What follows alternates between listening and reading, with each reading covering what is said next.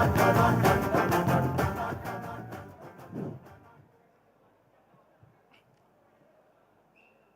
జనరల్గా pre release ఈవెంట్లో మాట్లాడి ఈ విజయం అందరూ సెలబ్రేట్ చేసుకునే విజయం. ఎందుకంటే ఒక విజనరీని ప్రిజనరీ చేయాలంటే ఎలా ఉంటుందో రిజల్ట్ ఇలా కనిపించింది. చంద్రబాబు నాయుడు గారిని ఏ రోజైతే ఆయన్ని జైలు పాలు చేయాలని చూశారో అప్పుడు రిజల్ట్ ఇలాగే ఉన్నది. లోకేష్ గారిని మంగళగిరిలో అప్పట్లో ఓడించారు, ఇప్పుడు ప్రత్యర్థులకి ఆయన మంగళవారం చూపిస్తున్నాడు. సో ఇక్కడ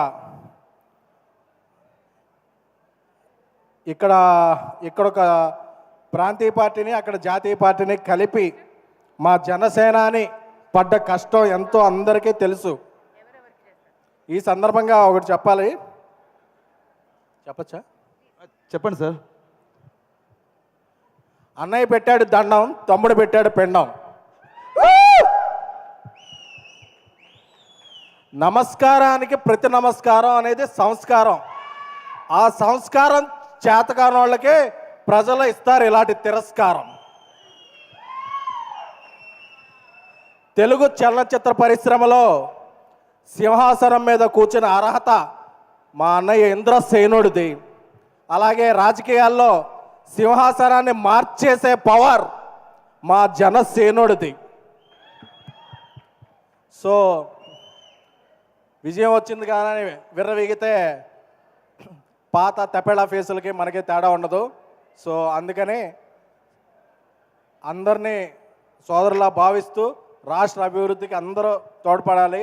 అలాగే ఎవరి మీద కోపం వస్తే టికెట్లు రేట్లు తగ్గించేసి సినిమా థియేటర్లో బయట ఎంఆర్ఓల చేత ఆర్ఓలు చేయించే కాకుండా ఇప్పుడు సినీ పరిశ్రమకి మంచి చేయాలనుకునే ప్రభుత్వం వచ్చింది.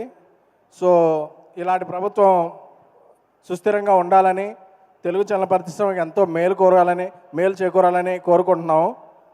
అలాగే విజయం వచ్చిన తర్వాత అందరూ విజయం తరపున మేమున్నాం అని అవుతారు.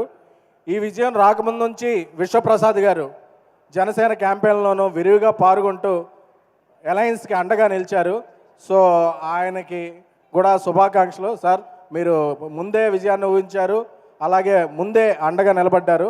సో మీలాంటి వ్యక్తులు అటు జనసేనకి, అలాగే అలయన్స్కి, అలాగే తెలుగు చిత్రసీమకి మీరు చేసే ఫ్యాక్టరీ లాంటి సినిమాలు ఎంతో అవసరం.